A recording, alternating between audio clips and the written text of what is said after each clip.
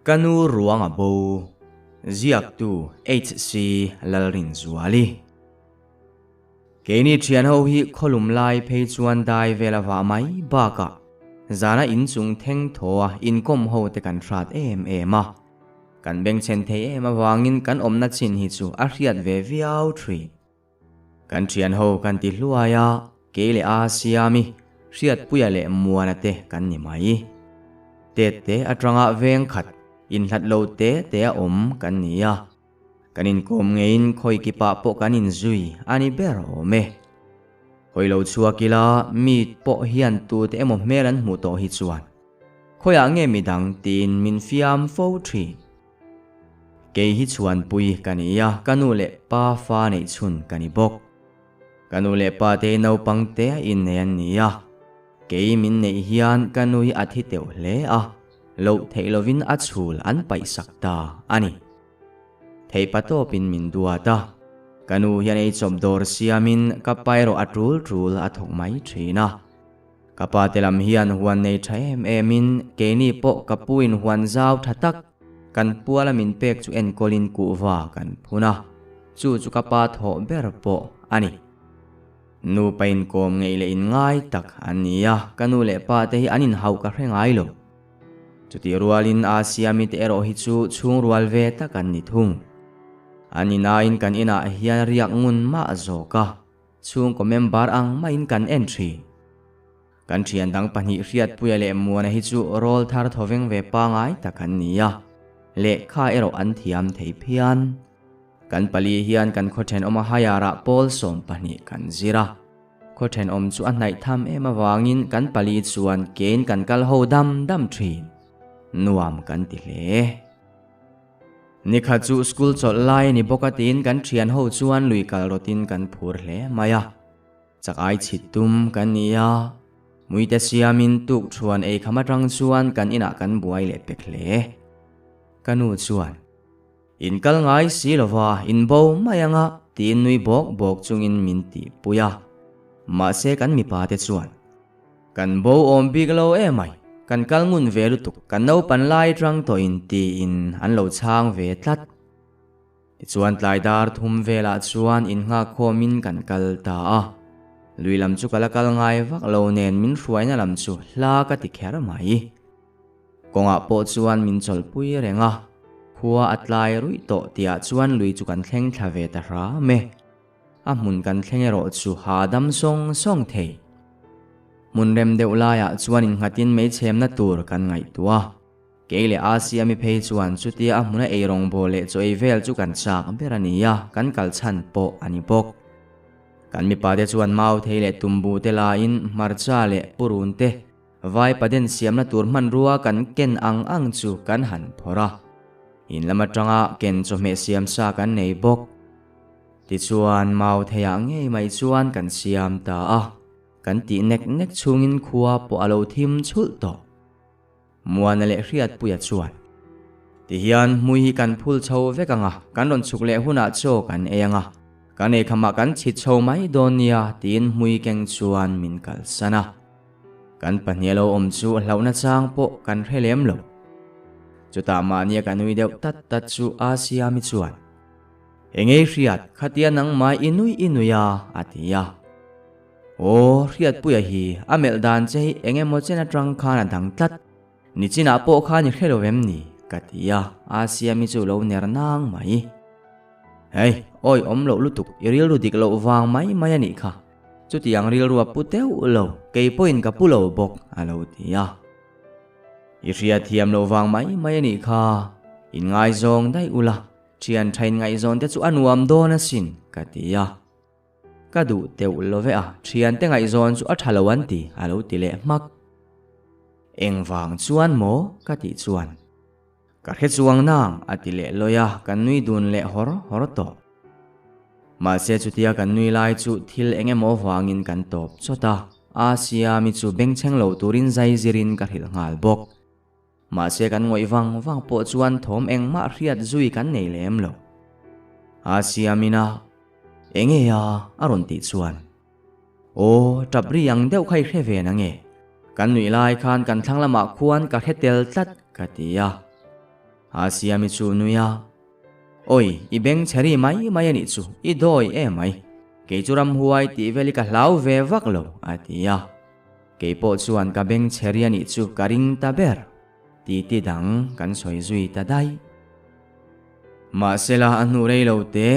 kan school chung chang te soya kan ti lai chuan kan thlang lama bok ni china ka hriat nge mai me chatap ri kha aron rile ta thut maya achiang na ring boka kan phuchiang dun lutuk Asia mi chu rak thota menon hai ngal sot ke po chu eng ruai ka ni biglo ka khur chelo chau ani bere kan ngoi dun kara ma sela ma ai ma naya chuan lung cheze dina ron traple ta lop mai ka trim sunga Asia mi chu ain ti huai lui thei zo ka trangin tunge ni atia ma se trap chu atop mak are wang kan mau thei la chu lo kang ve bok ne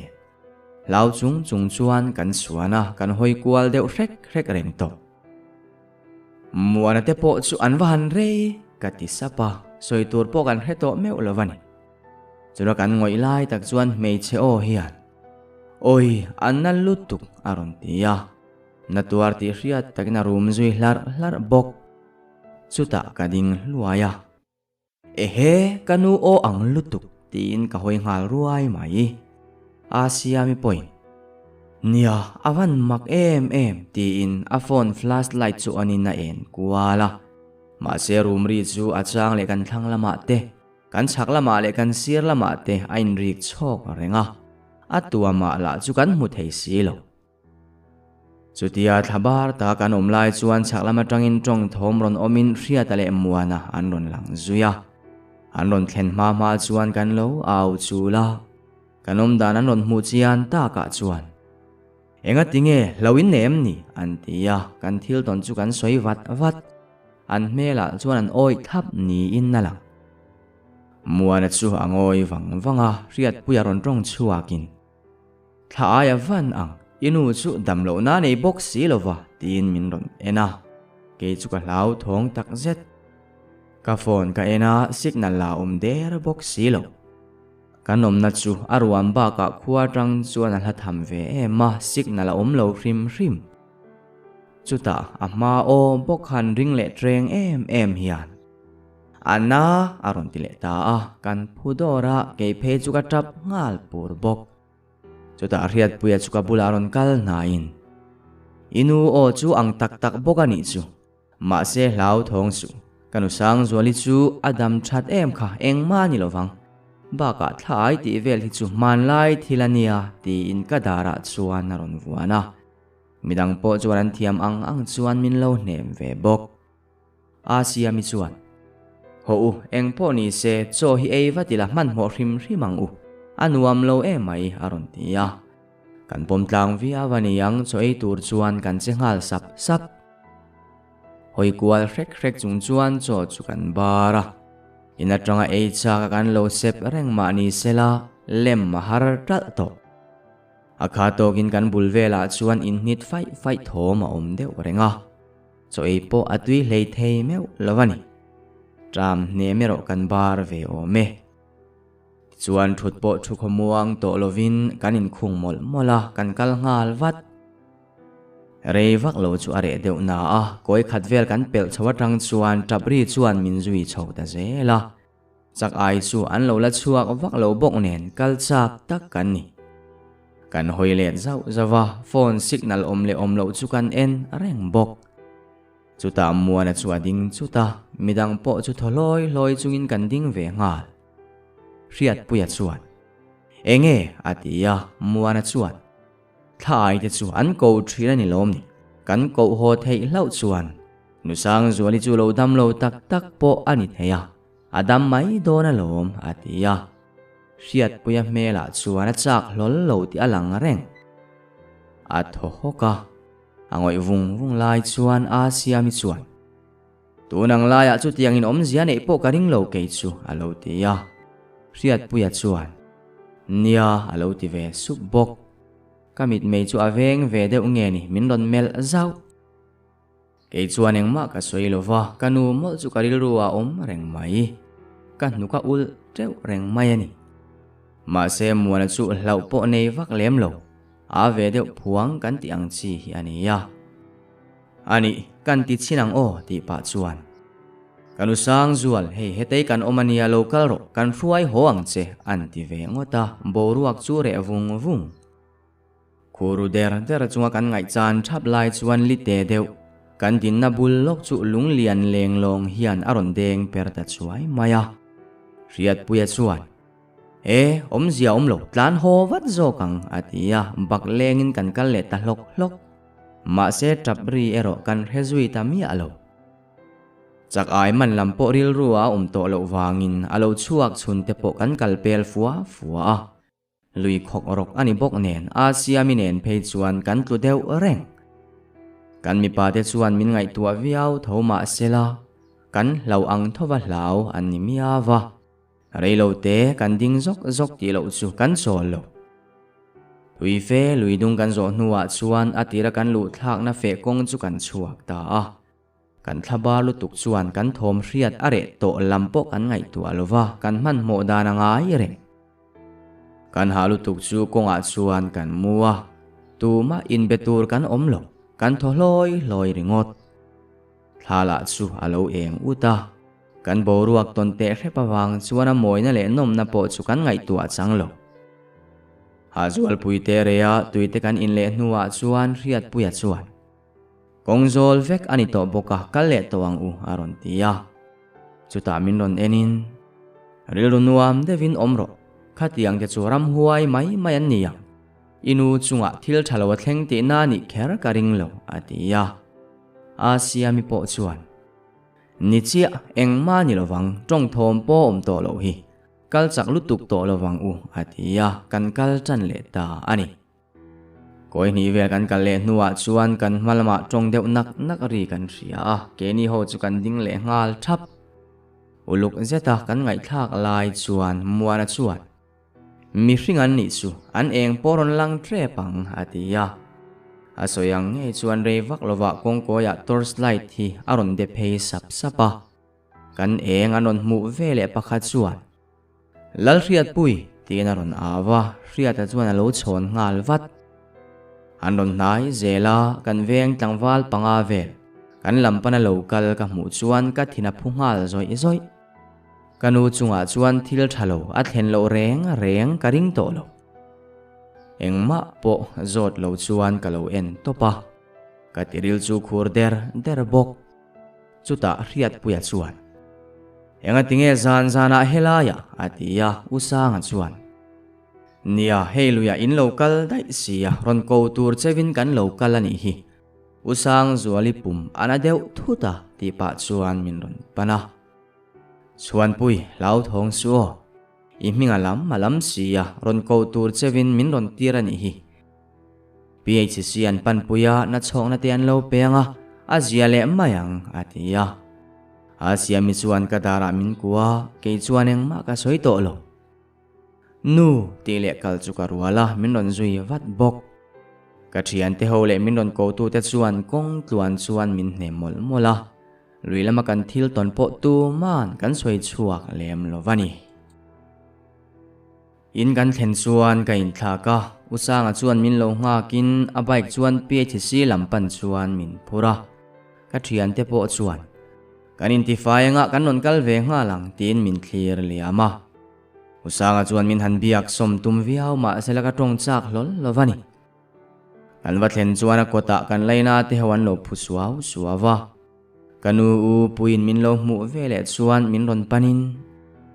zuali hei ma te polo thleng to sin tin min lo tra khum chiama ke chu ka tot upa engkim mai chu mumang ang ruai ni in ka ria kanu puinen chuan lutin khuma kanu eng ani to lo ti hriat takalo mu bam ka mu chuan ka om chung chu aron na vonga ma se ka tap theilo nu tin ka awa ka soya ma se min chang to lo konga kan thang lan khan kanu chuan min lo kalsan alo ni kanu bula chuan ka pa chu alo thungoi renga midang hovero ka melan mu chuan lo tap chua mai kanu pumna dan le dan min thil po chu mu malin engma ka helo kanu chu ina kan phur thlen thleng chuan ka komol mola mà se ka kho har lava min kom lim pe em tu ka trian thaber anga ka en thin kanu chuan min chang to lova min ngai sak to lo na ka ti zia chu eng thu le tong kam ma hian a soifia zovin karing lovani ka pa chuan min kwa le ngot thrina han trap chiam chi khani big box si lo in thlengin nula le tlangwal te chuan kanin po an lo sing sa fel vek to a kanu ruang chu khuma mutin abula chuan muin ka kwa chota kabula reng ka thian te po chuan lainat mel tak amin thlir ngot bak ti thei an nei lovani kanu ruang chu kan tlai var puya amala no pangin rual kom thiam mi alo ni bok nen ui tu le ral tu ponga khop mai turite thuta kum khuwa tara kanuin min hankal san tamai chu ka ngai tua chian po le ka bing mupa kuangan sindon haya phei chuan mule malka to lo kanu chu ka kwa bet tlata kani te ho le ka thian ten min chel lai chu ka hriat hun berani ni khor khelovin ka oma ka harle chuan kanu chuan lo phum fel to kanu nei chun min mangaya min duat em tu ka hreom hlawa engkim min ti sak thin tu kanu chu lein nuaya kum khuwa a ka mu le to lo turin an lo chil bo ta ka orol top chuan avin ka chiau vonga ke ma tot le pik lutuk chu aron in phor chuak theive chau ni in ka ria kapale kanu lama kan laina te kapile pu te ve nen chuan ke ni pa fa chumin ngai tu le a in leng lo chon le engki ma kan ayan o zo hle wai me zana zo nuwa in ria kan trin nuwa po min la ria pui renga ka thian thaber ber pathum te po an la riak ve bok ani pathumi omlo phei selang chuan ka hun ton chu awa han re om zual don kapa takpo chuan atuar na hle a trong tam lo chi alo ni nen ngoi rengin atuar tlok mayani kanu boral tong aninga vela liam nuwa po chuan kan lari nak renga azia phian nakina anre duwa huntur chu kalo hupur lok ngoi thi zana chuan mu theilovin kamumeng kara kabulamu asia mi ro amutui hle zanlai apel po chuan kameng kar renga kalung leng lutuk chu thom dim takin ka thowa kan varanda chuan ka va thut chuaka tharalam la chu zan rea chuan alo po chuak pheu mai kan kot zola kanu nera kan pangpar phun hote aboral mani loka pangpar huan angreng siama thiam ang nga kan hun ve te chuka thira kanu chuka ngai tak zet ke ma riat tok lek hian nu katisapa kamitui dir zung chuka mol chuti lai tak chuan kan komchar lama tuemo kal phevuai hi kamit sirin kawa muwa ka hoi kwal ngal vat engma phei chu ka muzui haulo ka thuna varanda nuai chu arile khet thina ma se uemo zo te velan ni karing ka hlau du lem lo ma se thliron tho her tele wana chum kal vel te chu zandang ayan danglam tlada hriat nakaneya mak devin chung la hian min cham tua tat kanu chunga in thlele ma ila athla emo han mu chuka chak big lo kan varanda hi akanga niya thinga stiam step do chho ni in thutleng te da in kan thian ho po kan thut fo na ani kanu kha pangpar ngai na takania wangin pangpar po kan da anual bok varanda nuai chu alarik deuh rut renga wang chuan ka ke chuan kan trum dewa chu vele ka thut na nuai zo na tang chuan khu khak ri ka kheta kanu khu ngei ti chu ka hai hau lo mai le ke chu ka thungil ngal zota arang takin in chunga lutin ka mu na chuan ka va in thol le tha na ma se tu ma ka kai tholo zing lama chuan ka lo ching ve se ka ni yang rin nuai min ti hara asia mi min ron kai tho tum chuan ilo har tolo ron kai tho che ka tum chia atia kanu pui te lo tap roi le a then phone mang bok ri deu chul chu mak ka ti deu ka thian nu chu chan ka zota chu wang chu lom ron kai tho ka tum che a thong don te mai che nia o an ti ma sa te a min ti lau thong vek soi vat te enge ka ti tuara asia mi chuan imo tuk ina inu than tlo turai pa kal khamang ang takina ron tlan hoa inu than alo in hai vekani ome kuang chu oma ma sela inu ruang an muzo lovati atti tamai soitur ka khelova amak zo zai ka tiani ka thova ka pa chu zo chian tumin ka wazonga ma se khotlang ruai tu da hil khe tura chhuwa thumin lo hil rang takin than mual lampan chuan ka kala ka hnunga ka thian te point min ron umin riat puile muana chu an ron riak ve to lo na a bo ruak an riat awangin an ron thleng phei wat kanu than kan zuk thleng chu mian lo om luai luaya ka pa le khotlang ruai tu te po an lo om to bok re tak chungin kan en ve a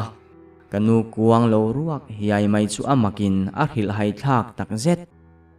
min boral san ma ti to na kalaya chutia ruang dai le zel po an bo tamai chu alung chiat thakin arap thakani khotlang mi puite po kan thil ton chuan a thong hle a athen chuan ram sa hlau om taka omani an ringa athenin mi hring ti ani an ring bok kapik mup mupa ka ho vele jing cho po eilovin kamule ngal mak nilengin khumatangin ka tho chuak lo asia mi tangyal po ka bepe lovani khochunga tlangwa le pala walai deute chuan kanu ruang chuan zong mup mupa than mual bule ram hnuai te po an dapa ma sela an muzo tlat lo kan phuaina le van duaina thua ni lutuk chuan min tia zowa ti ve dai e chuka chak rum minung zon ma hau taka mi thi ruang han zon phei chu buai thak tak turani khotlang laka ain thlakun oma atuar tu te tan anahle bok ma che chu tianga thei pato pakar khat lai an zon po an mu tak lawa chuan tingai na om hek lo le kanu ruang zon chuan ti top ta ani kanina po asia mi chawin min ria pui to a in leng neu nevero chu an la om ve reng thung kan school chol azova ka thian te point school chu an kal le to kero ka tlok tloka school kal chu soilo mi a ang mai kani tuma ka kom peilova ka tongai manglo bok kapa hreom ti mel mu po hreom ti viau ma ila ka in ti chak thei thot lovani thingtlang lama chuan na te tul thina chhun lama hi chuan in leng po an re dia thi kapa chuan choilain mami kan huan ka va en lokange karei lowang atia choi khama chuan in siamol mola achuak zui mai keima te chau chuan khohar takin ka oma khuwa chu are in are tlok tlok thu thleng seya chuan kamuzana chuta arin lo takin riat puya aron lang thut akelama chuan ron thu in thil hril tur chekani ipa chuwa ka hmuwa karon kalani hi atia thopo tho chuang lovin enge kalo ti sapa riat puya melero chu athu tak angreng khop mai ti hian athumin hril du chu asoita ani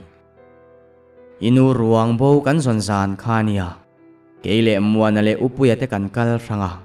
kan ha chul lok line zundam thiarin ka kal rang loka chuta chuan ania thil mak angreng deuh tak ka riat chu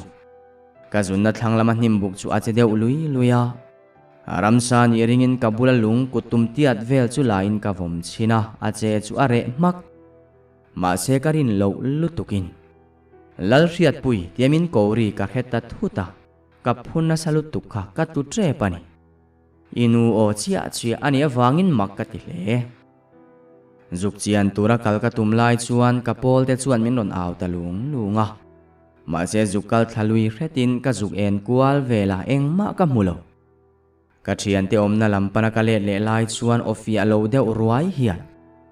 local ro aron tini in ka ria ka thian te chueng ma ka hril lo na in inu o ka hriat na lama chuan kal ka rot thung ma se thui fe kan kal hnuwa po chuan engma kan hmu chuang lo atu ka po chung lai vel tho chu kan zong le a kan hmu chuang lo vani makkati ema achan chumo inu hian engemo soidu anei ni in ka ring tlat athi dan la kha khati te thut kha ni boxi atia kamulai du zoi muangin ka thowa engma ngai tu adan ka helo pumna chu nei thin thrim hrimalo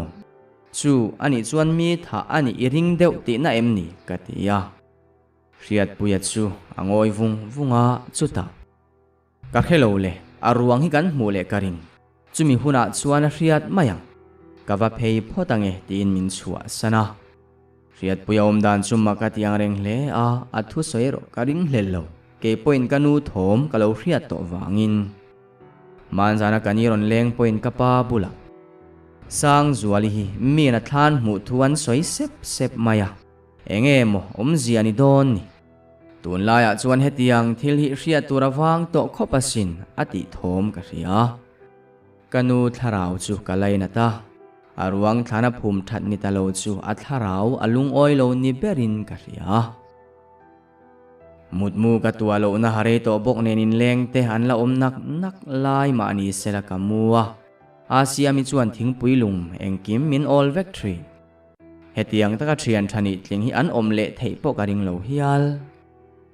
ke tui taka kamu chu mu mang kaneya kanu kalo muwa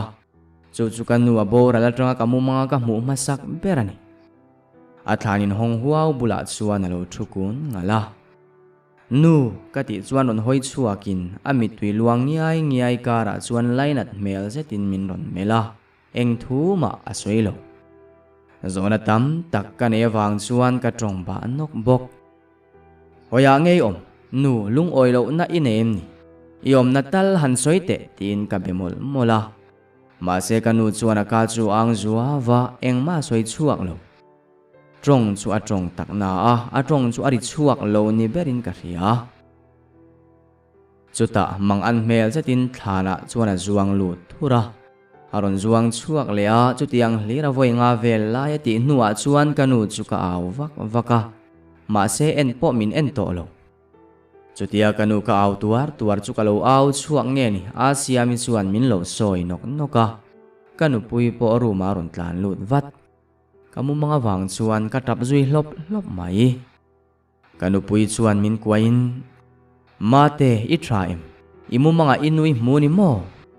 lung cheo takinatia amit tui chu fuzau bok ipanga savurani hi ikhwa sigem monile asiam damdoi le tui khanang nularon lalok maite atia damdoi chungoi rengin ka eya banglam hoin kamuzui le ngal dai khovel chunun rong katia engkim mai chu ka huain kaning hlua ani ber ka chung tele thian te min mangai na ero ro pui katia eng tika emo larul ve ngei po katum ti chuan in leng te an hodara kele kapa le asia mi kan ni le thlong mai asia mi chuan ka le tang chuan school te po kaltum ve to la itor hi analu tukti chu ka hethiama ma se hetia omringot hianeng ma omzia nei lovania tin mut muna min ti pui mela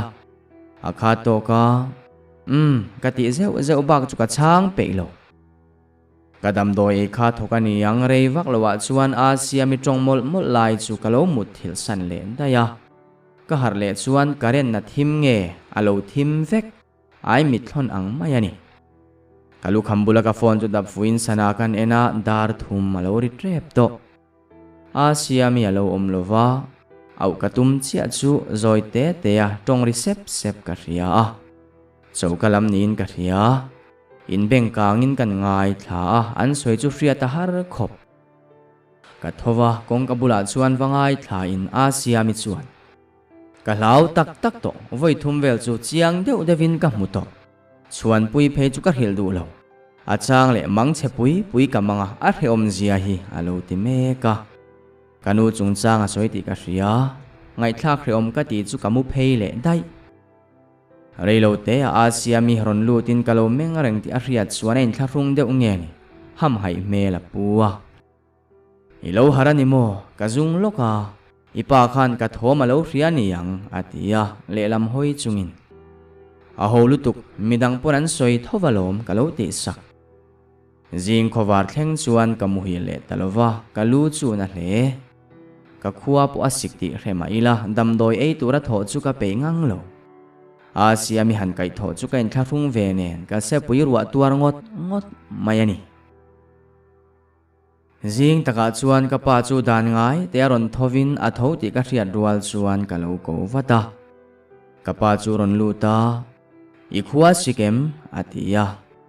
o dam doi khamin lo pelok mai ka tia dam doi min ron pek pa chuan ka pang chu de ka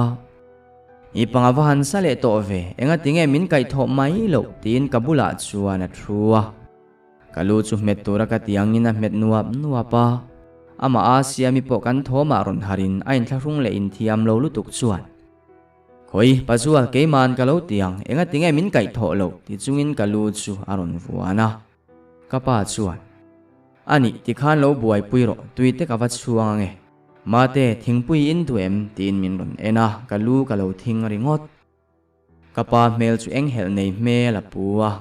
kanu bo rel tang khan zurim la hi anam deuh reng bok ama kha chuana ha zual chang in inve zeu thin khania zubo ya tang hinang ti ka hlau ru thin chuminia chuan ni leng in asia mi chuan school po kal lovin min om puya so kai mu malo na arei to nen khosikin min han man zui le chu ka chaw angreng khop mai kapa chuan chhun lama huana min kalsan le a ke pokalo mu hil dai mumang mak tak kaneya kanu pok kan huan thlama ke le kanu le pa chu hlim takalo omin kanu chu thlang lama chuan thuin hlim mel takin nui vara ma se chu tia hlim ta kanom lai chuan kan thlam chu aron in soi loka kanu chu athuna tang chuan atla thatop mai nu tia tre chul chungin ka chuk ena kanu chu thlang lama alum thazela alum top na tang chuan min ron en chovin akut chuan om na lama kal tur chuan min lo huya kalkatum lai tak chuan kapa chuan min lo chel thung chutia kan buai nuai lai chuan ka har le ta a chokalama asia mi wak that ri ka ria a ka khosik chu aum to ri lo bok nen chokalam pan chuan ka thowa asia mi chu tui de na chuan lo la wak tuar mai enga tinge ka ti po chuan min chang thei mai lo akam ma thuan nuwa chuan min ron ena hilrim chalut tu ka khet thu talom thil thia om nge ni atia asia mi ka lo chian ngai lem lova adol dang revina cheria win ka ria keni pa fa wanga buai pialama kanu tha po kha mu ve nge ni khan soya kan chung kwa wanga torna chu ka khongai tak zet tlai lama ero ai rong bol ka pui pe ya ka pa po ron hoina intifaya ka lo tho kang ve de deu nen min chua san le ngal dai khuwa chu athim lek to a ka pa leng chu ala ron holo wangin asia mi chuan so kan lo ei san mai don em ni wa ho phei lok ka du sia atia sang lo hle mai la ka thian nu ka khongai wang chuan tlem chu ka bar puya kan choi khama po chuan ka pa chu ala ron ho ta lo fo asia mi chuan ka chet ve po phalmi alovin ati fel le evek kawa phei lokang o riak turin karon phei le don nia ka ikhuwa po sigri lo kha ilo om theyang tiro atia ke chu ka lo bu ngau min phei sana tanga re vak lowa chuan kalu chu aron na le riaya karen la chu thim dai zui ka phone chu ti engin khumlam kapana kawa mule top kalu chu na riai po ani to lova aturin atur ut to zo kani men po mengam lo chuan kamai mi chinga chuta kongkain hongri le aron lut thom ka ria a kapa ni ringin pa katia ma se ka o chu chuak theilo kalu chu ke mai donin ka ria a kamitui chu ka beka luang ngiai bok ka thil ria chu atak nge ka helova chutia ron lu chu ka pa nge asia mi ani tak po ka helova manmo takin min ron buai pui sok ani ti ero ka hethei katlun na sain ka khur loka kamu mange ka mitha po ka helo kanu chu kabula chuan om nim main ka ria chuta rei vak lova kapa ori ka ria ehe sang zual ati tuara wang chuan kamit chu kameng diara akhum monga phok zeta ka pa ding chu ka mu rualin ka room tuk ver ri thok po chu ka hetel bok pa ka ti chuan ka bularon kala engtin ngei oma ikhua sikle to ni mo aron tia ke chu ka meng le to lo pa kanui muem ni ka tia angoi wang ma seno pangsia gani to lova zep kher trulin arkhelova ni yang o karon lu khan ibula hian na lo thruwa idam lo si angai tua che ni yang atia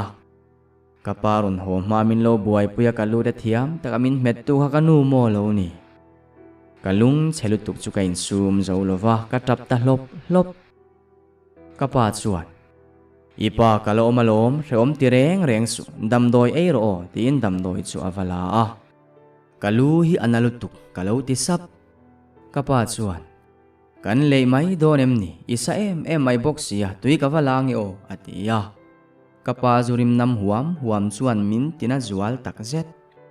Zuwa inpo hiana rui vak ka rengai lova.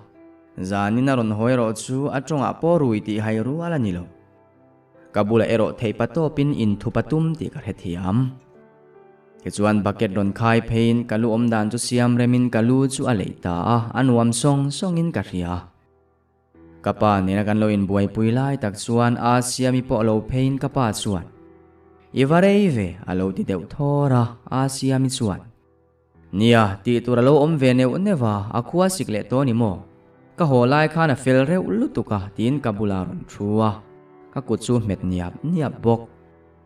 Kaluna chu ziain mutsuak in min ron zem le ta a. Kachong lova kamay mitsin areng boka vangin kapa chuan kamuhil to emo at yan inge yang. Asia mi bula. Inusang zualika muasin at iya. Engtin alo tivat. Kaho ka alo timdeu trepa. Mate room kasria a akwa sikle to ani ringin ruma hian kaluta. Anu kalu chunga hian alo thutung uta room min minlo mel kuau mai boka kahlau velek lekani. Aminga ka ko vele khan tuk verso honga azuang chuaka.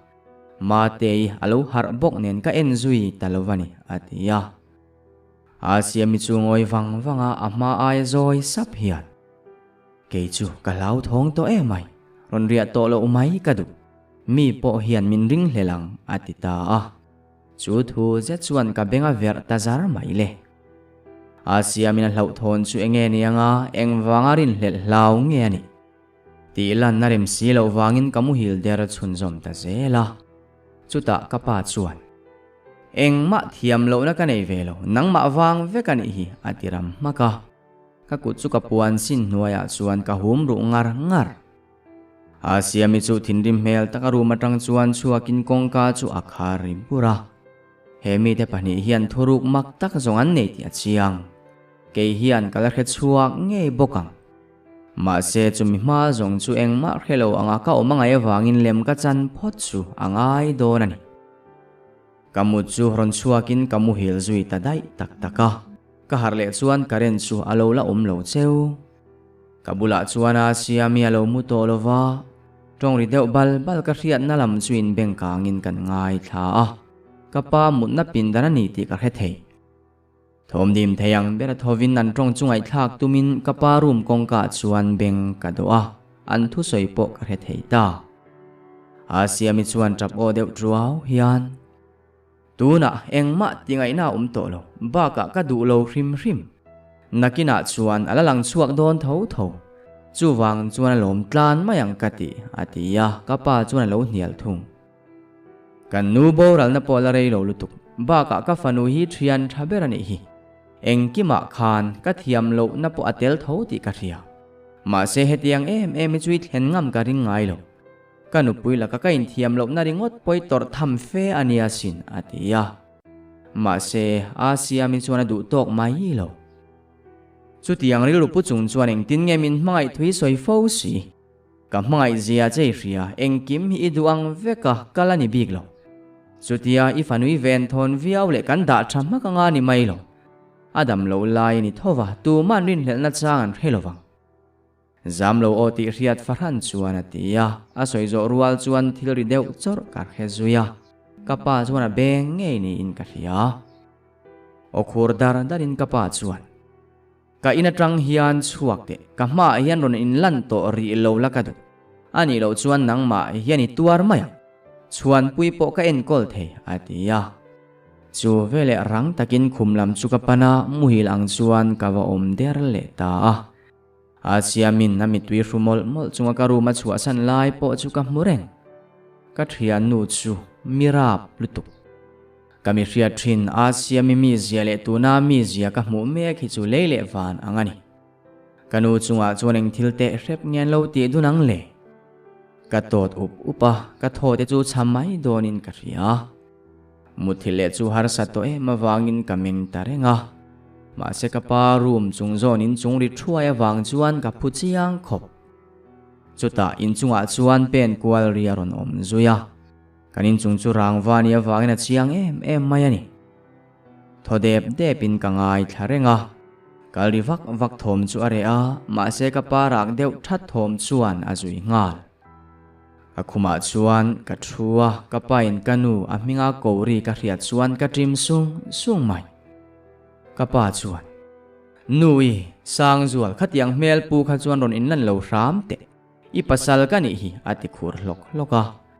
an room chu ri le bura dar thalang ke ri niom tak te chu ari chuaya keipo ka huna chuan ka khur der ka pa chuan sang zual khongain atia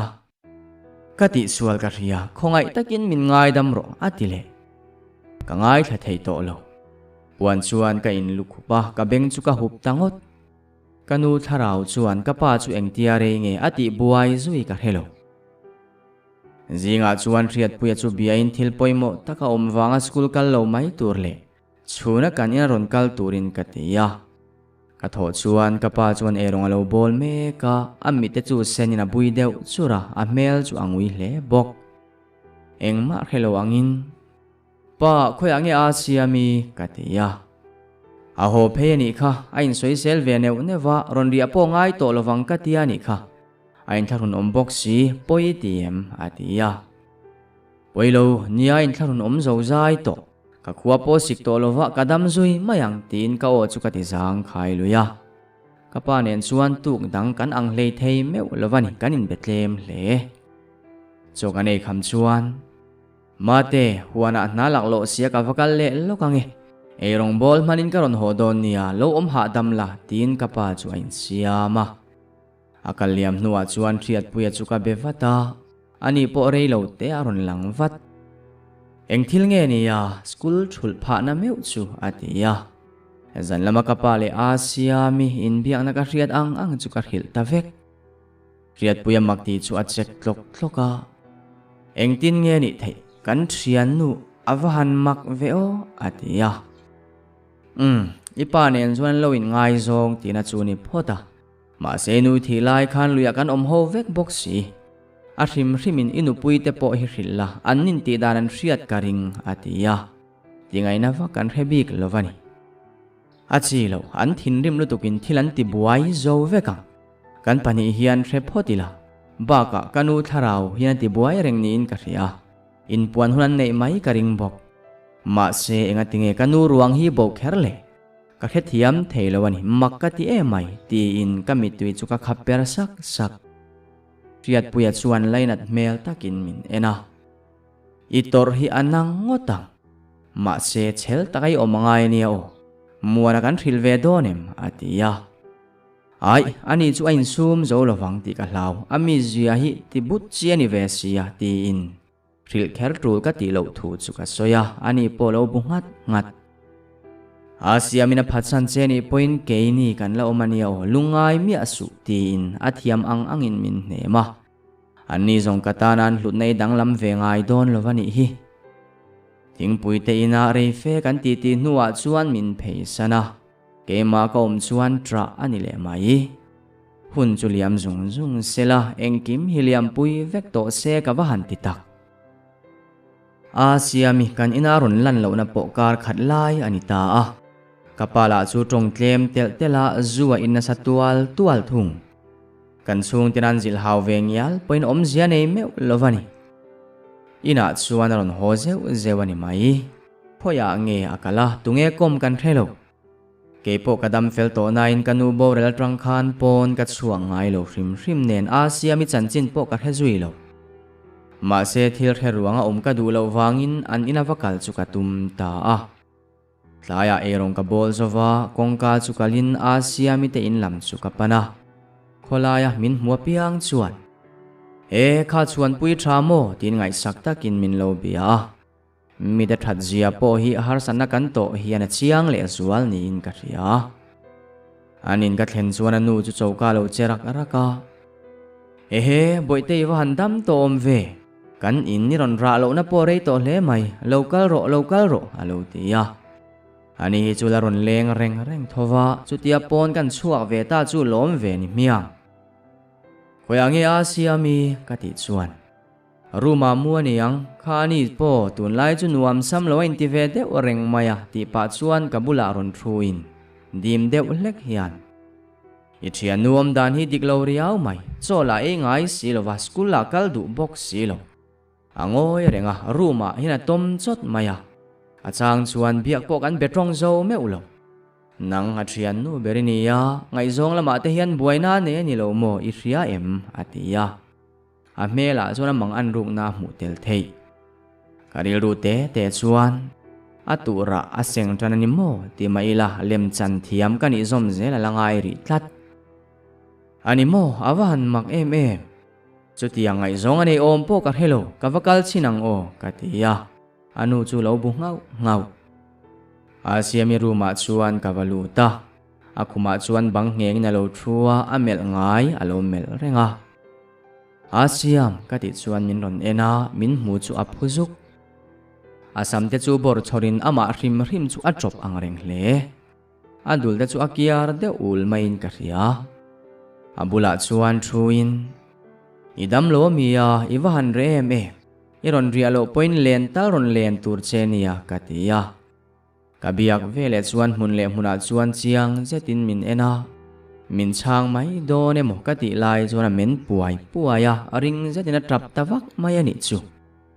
ka hil hai lutuk chu ka hau ringot anu churang takaron tlan lutin enge omzia aron tia thil omzia ka lo khil vat ani po chu a hil hai hle asia mila chu chuak zetin ala trap luama trap chung chuan a tho vuta room chunga chuan mang an mel zetin a vei sek han beng dai kan tum ngial point omzia omlo ama samte chu tha mi nain kek chiama a khosak dan chuan min rap lek anu chu atlan chuaka ke chuan khuma kuai thuin ka thiam angin ka thlema tlem chuan a zia deu han biak lum lam vak ngai na chuan lo wangin ka chua sana chauka chuan anu chu thu thlenga thuin a lo trap fai anu chu ka khongai angreng hle nuang tak ka en thin kha ani ma se afanu thil ti chuan ka thin lunga ti ke zova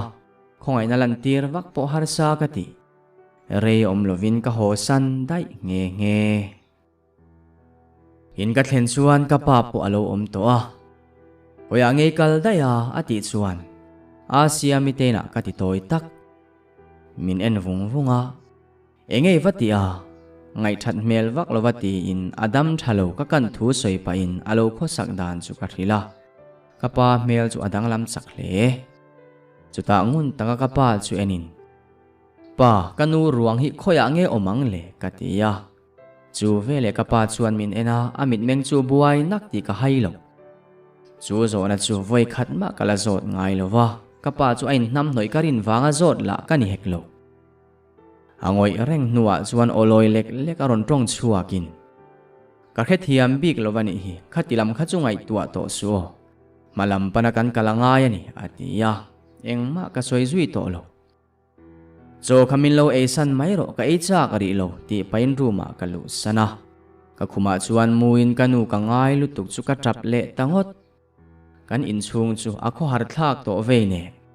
nat na tur le thoi pik na tur rang in min la del zuya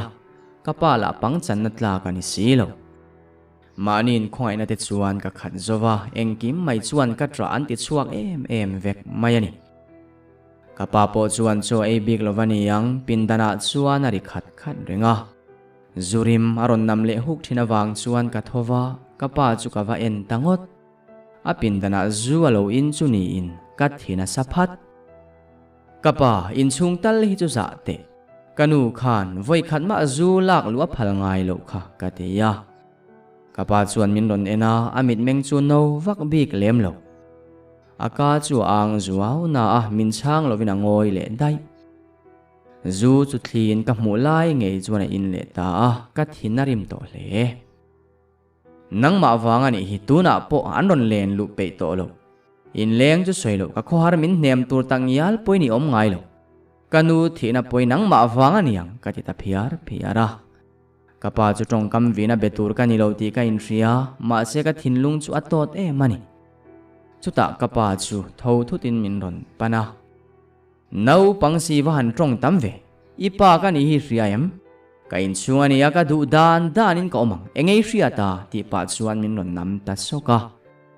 ani kapa mizai dam lutuk le kuthak chu soilo o ka vin puwa min la tingai lo tuin chu tia min vin pa kut min la thak ti zui chu na ka tia tong po ka tong zui to lo ka mit tui chu luang zoya ka ruma chuan lutin kongka ka in kal nan mak orol chuwa mevin nu khoya ngei om iom to lo na in chung hi ente a re om e mai lo hole mai ro tin ka tap ta roya ka in sum zo ngang lovani kapa chuan kongka chu aron kik data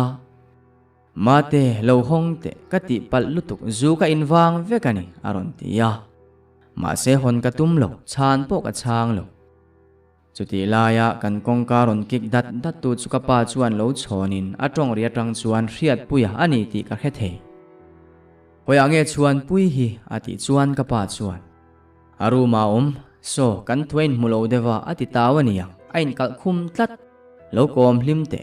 kom zongna ron chuak du lawang kawa chuak lokange atia akal nuwa chuan riat puya chuan karum kong kabula tang chuan ti taw rual poini to lo kha ron chuak watte aron tilung lunga nui tut chungin ka chuak ve mai bok ma se ka mel tang chuan ka tapani ti ariani yang min fiam zui lem lovin ngati nge a atia kapa ne kan boruak chu ka hil fia apoi ngot mai ipa hian har fimin khovela ma chon pe ri lo ni berin ka ria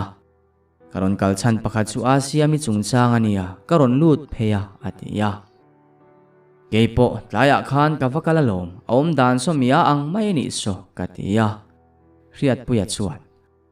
anu kha alo trap deu para apala lo ang buan si kalut fu lo ka in ti khop ma selanu khan asia mi thian thatin engkim min lo khil hlawa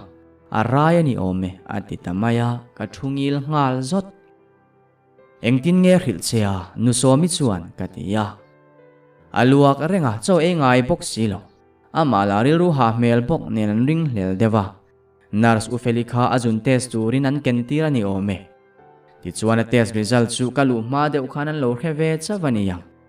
nuam ka tilova reipo ka umlo ti in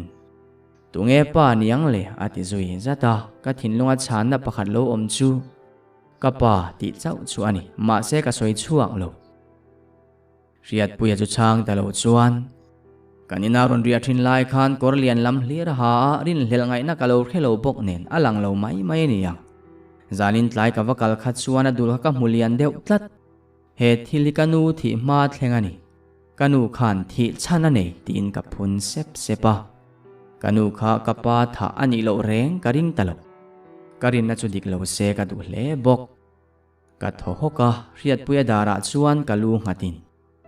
kawa ha em katia kami tui chu ron luang ngai ani point min hnem dana thiam bik lo min kwa engkim hi atop trep toang ti chu asoi thei om chun ani kapa chu kala bedu lo renga min biak point arul tok bakin ka chang pe lo kotlanga chuana siami rai thule miang maya omdan de chuan lo hedar zela soi se pakai ta viau kapa buaina le mang anruk na chu ani telin a zual ti ka hethiam chu chuana ma khongai na ain huat na min nei tir tlat to kanu thla po khotlang ti ber alania keyero chuan ka hmu to ngai lo thung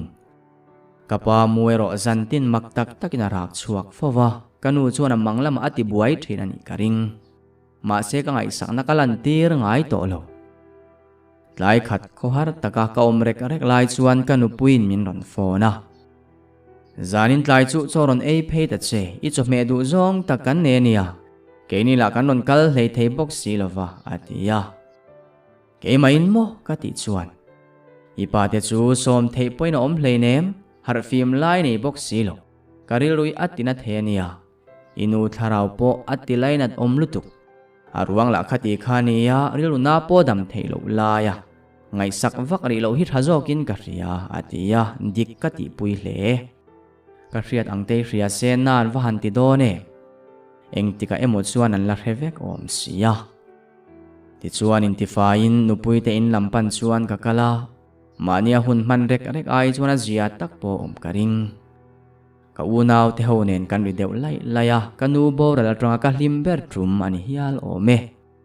cho kan eya cho e po tui khop mai chura kan so e kham kan thut khom deuh thap lai chuan ka nupui chuan i thia nu la chu no pang mai moti lai na ryan ti mai sia tu lai khovel hi zonga makte nang po film khur hle tur o inu telovin in khosato sia za omlo devin omreng reng su meichia hi zong van doina hi thua ni bik thin ti in min sila apasal ka pabia ka po chuan afa paina la chu soidu der mai silova anu le pa te pon khongai thak somole atia karilu thoven velai takania chutia asia mi chanjin an ron soi chuak ta kher kher chu poi ka tilek lek ka hlimna vo chetu ani miau mai si chuti lai chuan ka phone aron ria riat puya lo ni hello ka ti rual chuan hoya ngei om daya in ina karon en chea asia mi chanchin kha i revelowani mo ha mel taka tholop hlop chungin naron tia senang engea ke chu kanu puite na cho ka e dai kala om kalo ti huwa riat puya chuan aboral tun maya khana room alo in ok hlum anwa mu aron ti tamaya soitur po ka khelo ka ham hai veka phone chu ka thaulo chau riat puya chuan ron phero hei inin penga khan kala om kalo nga kangche tin phone chu ada kanu pui chuan min lo en renga enge niyama te ati chuan ka har zok asiami athi katia ko chu chuak hlei theilo ehe eng tikin te thut chuan enga tinge atia ain oklum katile ringot kapabia ka chu tho luaya ekhayo awahan zialo te lul nui nau pang ho lo om puila ka vakal ve ngal lo kange tiro chuan pui pheyang miang atia kapabia kanen chuan kan inzui chuak riat pui lo om na kan thlen chuan min ron som zui ve bok asia mi te in kan va thlen chuan lo phusa deuh nuai nuaya muana po lo om to riat pui beng bula chuan tuin nge thudik soya puang tang le katia asia mi mel ka va mu chuan hlim ta kan khosak ho lai te mi thla chiang em minaron langa kami tui chu ka dang man lo riat puya po chuan thil tam tak angai tuani ti amela chuan a riat thei mi buai nuai kara chuan ti ture mem por khelo le ril rumu mal lo nuai chungin kan lo ding ve reng ringot asia minu nu somi tap rong chungai thlak re om ka ti ka thoi pik lutuk chutlan ho dai mai ka dua chuti lai chuan nu somi chuan min ron panin thil enga moi ka kuta min ron hum tira min kuwa chungin a tap zui le bok keipo chuan ka lo kuwa le ta asia mi chunga thil thenga hian thiam lo na an nei ka khelo kalai na tak zet akalson le nuwa chuan a thil min ron pek chuka ena le khathon tha taka inchil thap hi ani akoma chuan pui le kha tur midang chiar phal lo ti chu asia mi horop ngei mai na lo in zia ka riat pui chu kheu rang batin muana po kan ko bok kan pathum chuan thu thlenga kan thuta ani muana chu konga chuan thil om zia kan hril phei noka ama kan lo hril velo wang chuan vui viau ma selam makati thu bok asoi chuak le thri kan in kan thlen chuan alo in kal lova kapa chu omani nge yang kapa room kawa en chuan zuri manam huwa ma alo mu nar thlur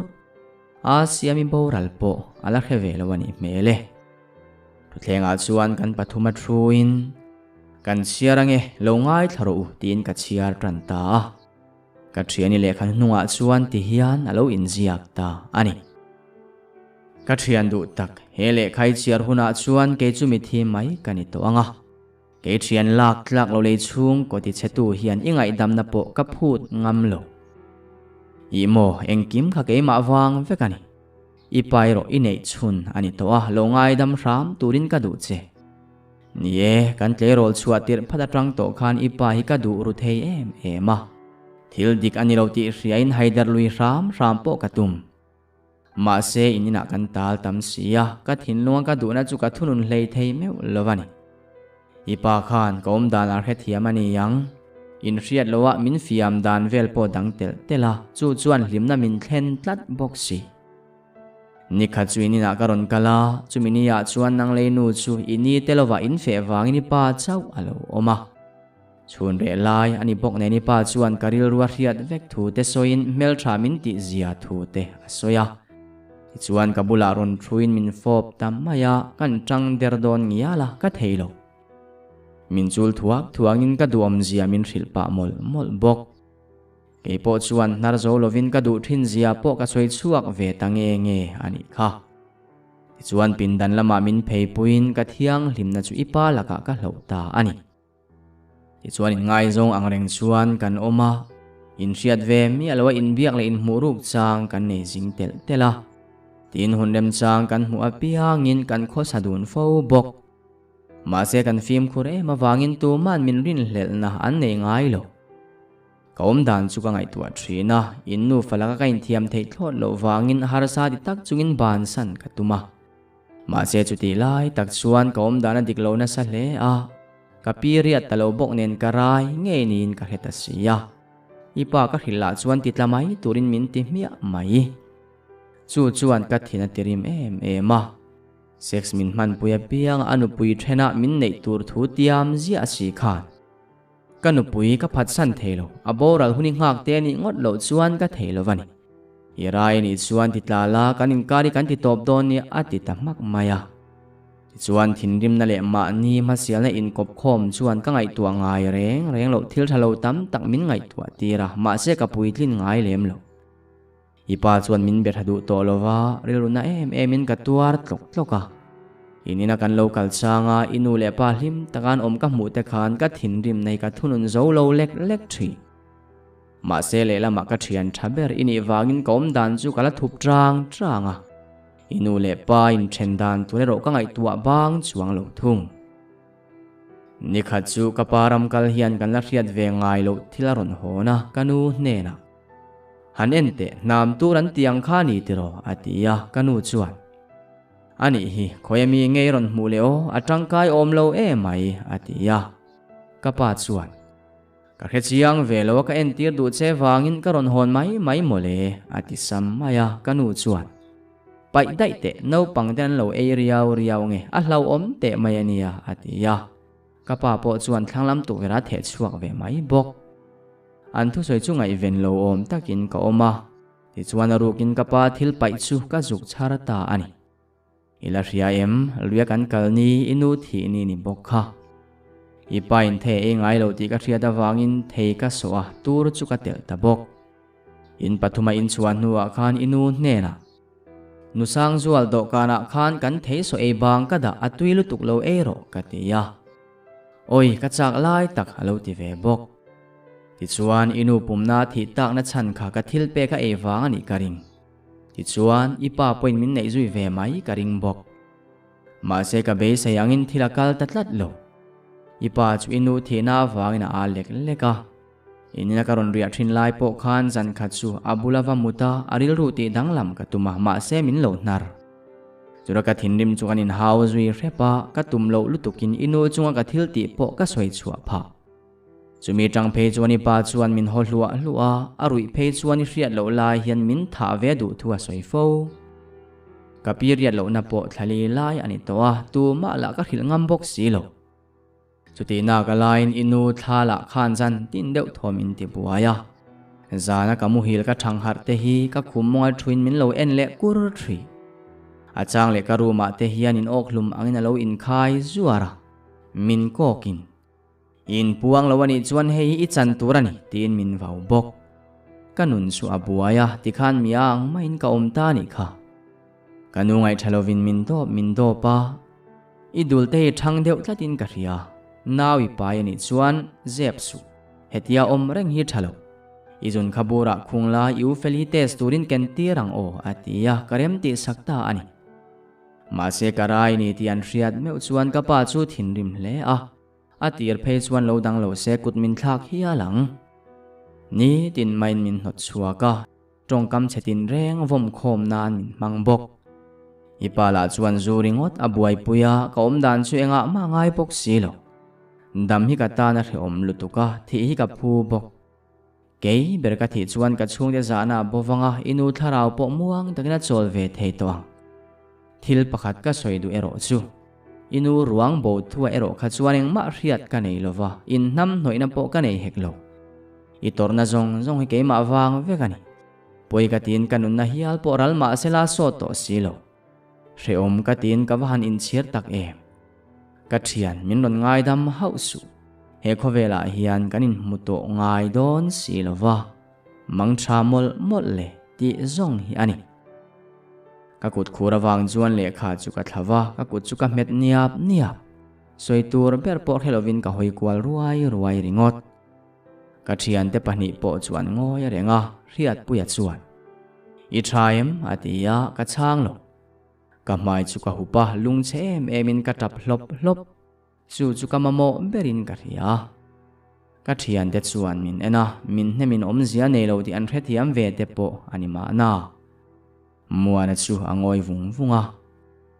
chuan inupui te po khila thain ka ria ini te po atia ti chuan an ni chu phone in kanya local khom va turin ka tia ka pairo alamutui hle engza tak inang mo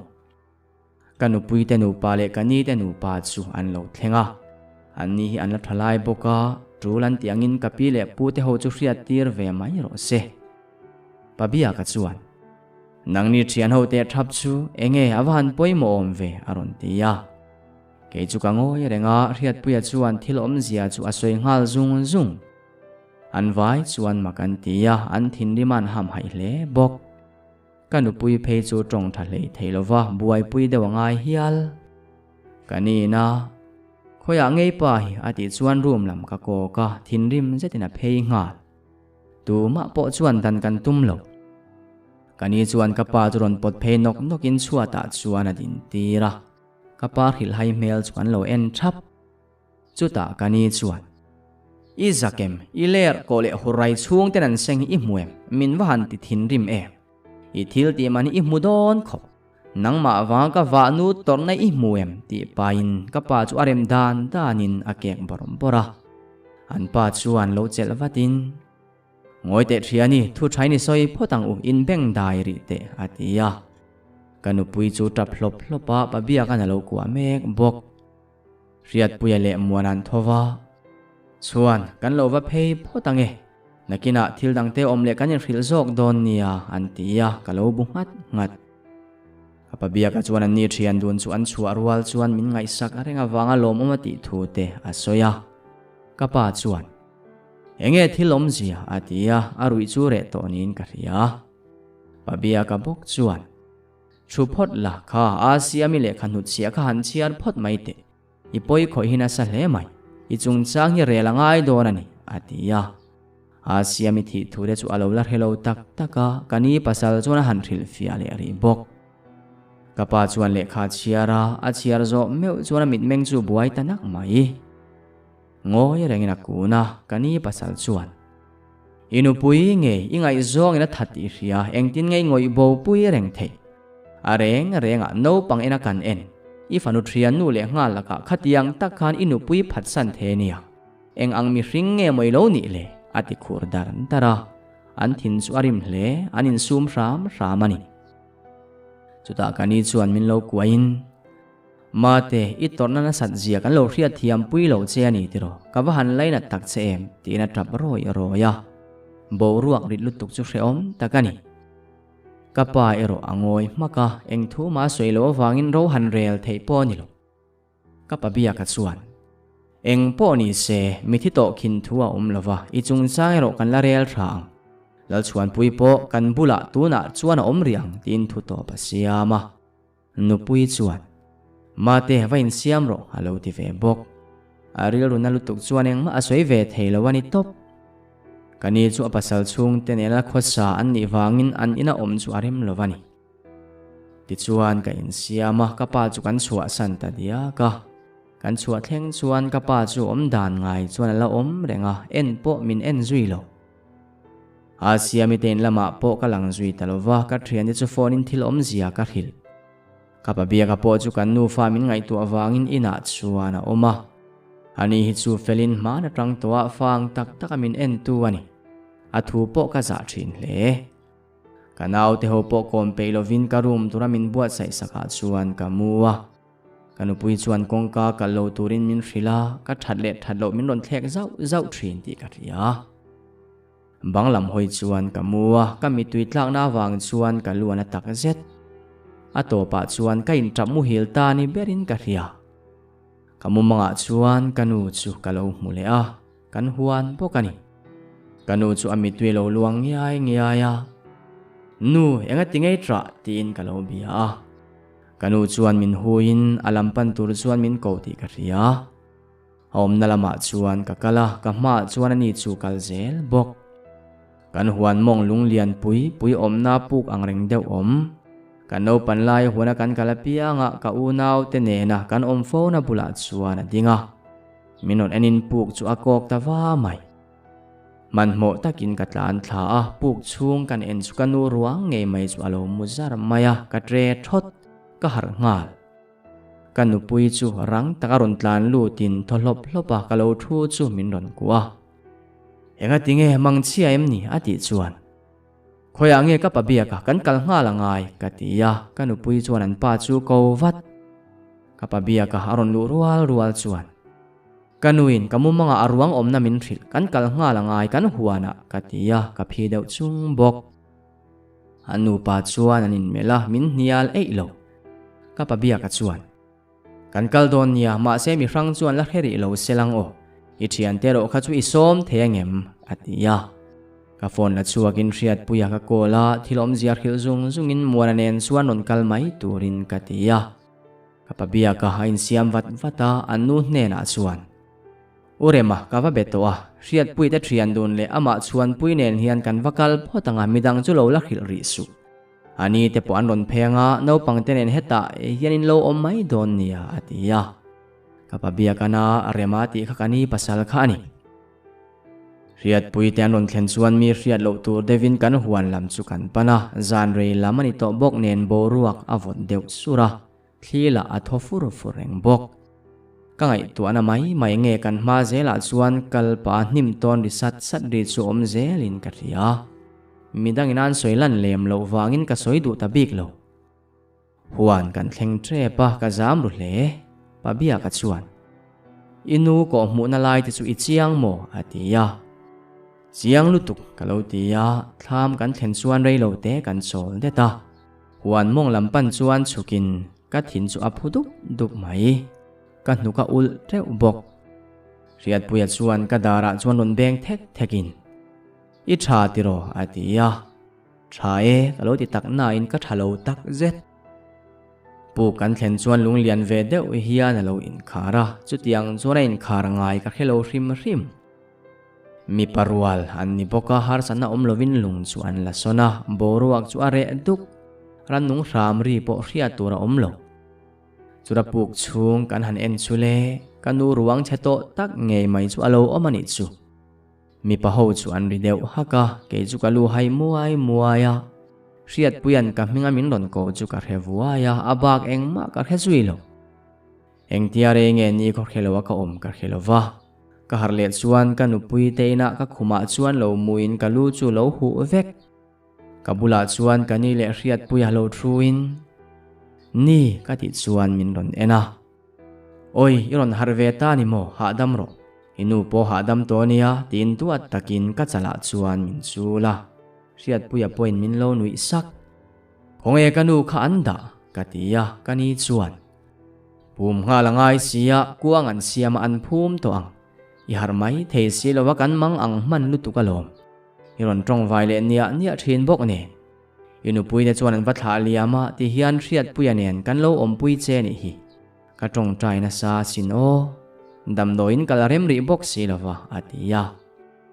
ani kapa kati chuan ngoi dai nakina ka khil don chenia mu ha dam phot ro atia ai tuna min hril tlang lo ro ka thra kanu ruang la bo tua ka pa ti ro katia kani chu bungat Tuna hian wai melamin an kola a chan la chu a soi bung ang reng si angai wang le mu renga du wang kha tianga thil ti ni kha na in soi abak chu ngoi reng ringot ke point chan danga om vak ka ring lo inu boral tir khana ma kha chiang kuang lo em mai atia ti chuan eng tin ngen ti don ka ti le rama kani chuan ro kan han rel khoma police lam chu hria tir lo mai la khotlang ro rel tu ten ro rel sak jok se kan ti ta ni kha Asia mi chung te poineng kim an retoa an chiat to nen an khongai thak jok khop mai an nu pain trap zoi zoin ngai damin ron di la an torna thua ni khop mai tin angoi wang wanga ipa chunga chuaneng ro po rel sela lungai reng reng su kan la om veka ipi le pu ten an la dam pui bok che lekha te zir zomanga inu duang nge nars te poi zirang chu atia ke chuan kamit kalo ching le dai to riat puya chuan eng mai ei silova irila tramem atia kalu ka thing ringot ma se kani chuan thing pui ka valumange changnen tal ei ula thang riat puya po kharil tram dona sin hei khuwa po var trep to hi ti in athova chuan eng kim alang ta ril ru chu zang khai deuh na a eng ma chu ka ngai tua chiangam ri lo kapa chu khuwa tanga no chua turin thu an titluwa eng angmi po ni se kapa ani miau si ke ma hian na vong vong hi oma achang phei chuan an nalut tua ka tap chuak le thi ti chuan a chua ka kar khat lai ani ta ke chuan ka nu pui te in chukala chua san mi alo lai lama tho harin kota ka hoi vau wawa khasik rim manam chho tan nen khovel chu amoin lunga wa han leng em zoi muang in ka kal chat chata kanin kot ka thlen chuan ka zoi nok thei chungkwa lim ta kan chen ho thin na chu alo chul rapa in ro san ang mai na thing ria pa alo re tlok tlok si kami tui chu kan kot lei chara chuna farfap fapa kanuin duat takalo en kol thin kan pangpar te chu en kol tu nei lo ti hriat ngoi nan lo ro zowa kami thla kanuin en kol dan tur min thril lai te chu aron lang zut rei po thlir ngam to lovin kanu thlan lampan chuan katlana katot up mai kabok thlopa orol top tak meu mevinani katra ani nitatur kola in herliam mek chu kamitui kara tang chuan kathira kanu chu aw mai la ron kir to don silo kapa khanung damin khoilai emo chuan om venga chu ei tur te ne ngem min musit takin lo diriam thina ngem mangai le aduat em thin afanu nei chun hi aron ngai tu avengem chu ngai tu na te wang chuan zan tin ka tap thin ania eng zana tak to pangmo eng tika nge kadam veang le tia phun sepin chu ni tlamek chu ka thlir liam ta ani ato ta